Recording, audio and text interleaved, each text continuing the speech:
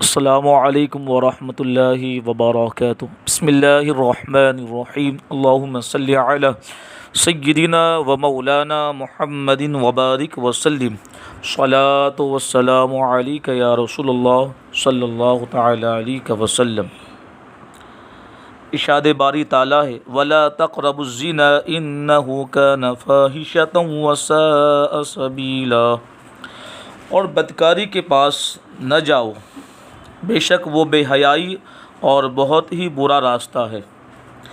یہاں پر اس آیت مقدسہ میں اللہ تبارک و تعالی نے بدکاری یعنی زنا کے قریب جانے سے منع کیا۔ اس کا مطلب صاف ہے کہ صرف زنا سے بچنا ہی ضروری نہیں، بلکہ جو زنا کے اسباب و ذرائع ان سے بچنا بھی انتہائی ضروری ہے۔ اور زنا صرف اسلام ہی نہیں بلکہ تمام آسمانی مذاہب میں زنا کو بدترین گناہ اور جرم قرار دیا گیا ہے۔ نبی اکرم صلی اللہ علیہ وسلم نے ارشاد فرمایا، جب مرد زنا کرتا ہے تو اس سے ایمان نکال کر سر پر سائبان کی طرح ہو جاتا ہے، جب اس فعل سے جدا ہوتا ہے تو اس کی طرف ایمان لوٹ آتا ہے۔ حضرت ابو ہریرہ رضی اللہ تعالیٰ عنہ سے روایت رسول اکرم صلی اللہ علیہ وسلم نے ارشاد فرمایا، تین شخصوں سے اللہ تعالیٰ کلام نہ فرمائے گا اور نہ انہیں پاک کرے گا اور نہ ان کی طرف نظر رحمت فرمائے گا، اور ان کے لیے دردناک عذاب ہوگا۔ نمبر 1 برا زانی، نمبر 2 جھوٹ بولنے والا بادشاہ، اور نمبر 3 تکبر کرنے والا فقیر۔ حضرت مقداد بن اسود رضی اللہ تعالیٰ سے روایت، نبی اکرم صلی اللہ علیہ وسلم نے اپنے صحابہ کرام سے ارشاد فرمایا، زنا کے بارے میں تم کیا کہتے ہو؟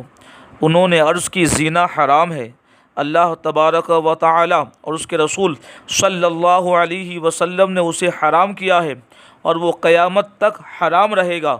رسول اللہ صلی اللہ علیہ وسلم نے ارشاد فرمایا، 10 عورتوں کے ساتھ زنا کرنا اپنے پڑوسی کی عورت کے ساتھ زنا کرنے کے گناہ سے ہلکا ہے۔ اللہ اکبر! یعنی عورت کے ساتھ زنا کرنا تو حرام ہے ہی، لیکن پڑوسی کی عورت کے ساتھ زنا کرنا بہت بڑا گناہ ہے اور بہت زیادہ سخت وعید ہے اس انسان کے بارے میں۔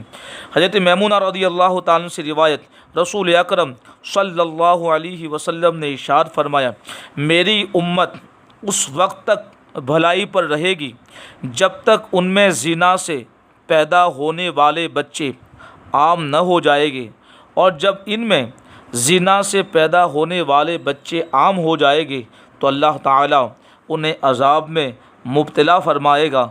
اللہ تعالیٰ ہمیں اس بری عادت سے محفوظ رہنے اور اس سے دور رہنے کی توفیق عطا فرمائے۔ اسلام وہ مہذب مذہب ہے جو انسان کو جینے کا صحیح طریقہ سکھاتا ہے، جو ایک اچھے اور نیک معاشرے کی تشکیل کی تعلیم دیتا ہے، کیونکہ صرف اسلام ہی وہ مذہب ہے جو انسان اور جانور میں تمیز کو واضح کرتا ہے، انسان اور جانور میں فرق کو واضح کرتا ہے۔ دنیا کے باطل نظام انسان کو جانور سے بھی بدتر بنا دینا چاہتے ہیں، کیونکہ ان کے پاس تہذیب نہیں۔ ان کے نظام کا یہ حال ہے کہ ماں بیٹے اور باپ بیٹی میں تمیز ختم ہو چکی ہے۔ بدکاری کا وہ حال ہے کہ جانور بھی دیکھ کر ماتم کرے۔ وہ لوگ انسانی حدود پار کر کے جانوروں کی حدود کو بھی پامال کر چکے ہیں، لیکن ان باطل نظاموں کا رونا رونے سے کیا ہوگا، جب کہ ہمارے آنگن میں ہی بدکاری کے جراثیم پنپ رہے ہیں اور ہمارے پاس نظام حیات بھی ہے، پھر بھی بدتر سے بدتر حالات ہے۔ اگر مغربی تہذیب کے پروردہ لوگ جانور سے بدتر ہو چکے ہیں تو ہم بھی کچھ کم نہیں ہیں۔ ہماری آنکھوں سے بھی ہماری ماں، بہنیں، بیٹیاں محفوظ نہیں ہیں۔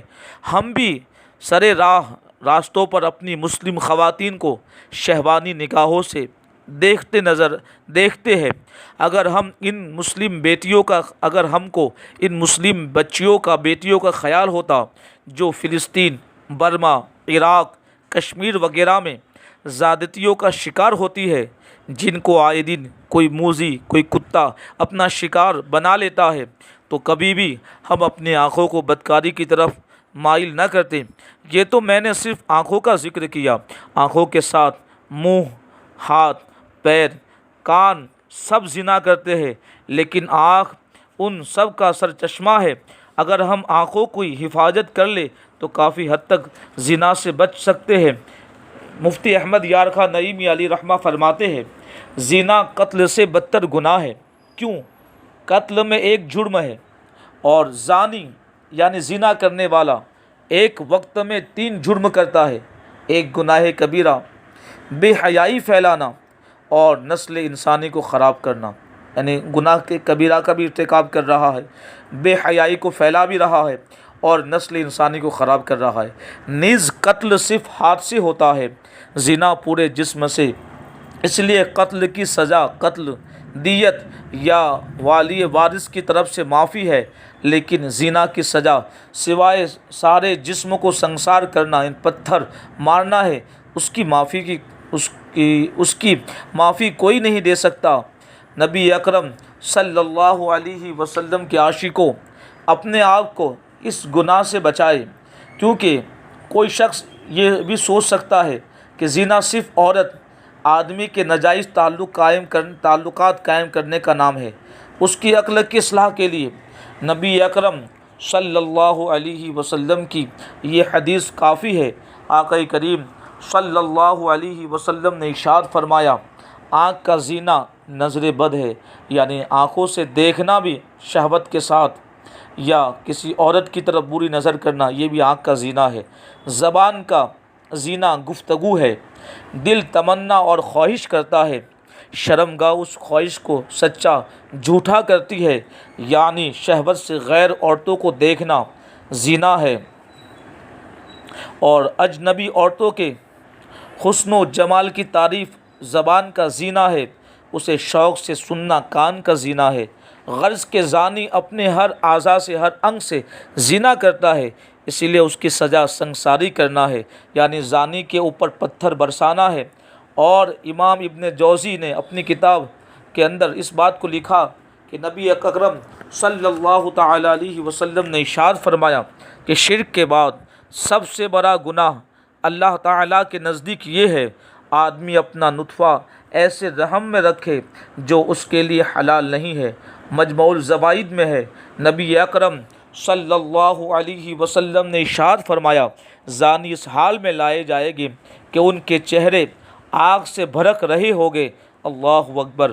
مسند بزار میں ہے، نبی اکرم صلی اللہ علیہ وسلم نے ارشاد فرمایا، زانیوں کی شرمگاہوں کی بدبو اہل نار کو، دوزخ والوں کو اذیت دے گی، تکلیف دے گی۔ اللہ اکبر۔ یہ لوگ اپنے آپ کو جو اس گناہ میں ملوث ہو چکے ہیں سچے دل سے توبہ کرے، اللہ کی بارگاہ میں گر گرائے۔ امام غزالی نے فرمایا، زنا میں 6 مصیبتیں ہیں۔ دنیا میں رزق کم ہو جاتا ہے، زنا کرنے سے دنیا میں رزق کم ہو جاتا ہے، زندگی مختصر ہو جاتی ہے، یعنی برکت ختم ہو جاتی ہے، چہرہ مسخ ہو جاتا ہے۔ نمبر 4، آخرت میں خدا کی ناراضگی، اور نمبر 5، سخت پرشش پریشانی، جہنم میں داخل ہو جانا۔ زنا کی نحوست اور تباہ کاریاں جان لینے کے بعد بھی اگر کوئی انسان اس فعل بد سے اپنے آپ کو نہیں بچاتا تو وہ اپنی عقل کا دشمن ہے، وہ اپنی آخرت برباد کر رہا ہے۔ ساتھ ساتھ جسمانی نقصانات کتنے ہیں اس کی فہرست بہت لمبی ہے، بس اتنا سمجھ لے زانی انسان کی زندگی میں کوئی حسن باقی نہیں رہتا۔ چونکہ اسلام نظام حیات ہے تو زنا سے بچنے کا طریقہ بھی اسلام سے پوچھتے ہیں۔ زنا سے بچنے کا طریقہ یہ ہے، یعنی سب سے پہلے زنا کے اسباب کو ترک کیا جائے۔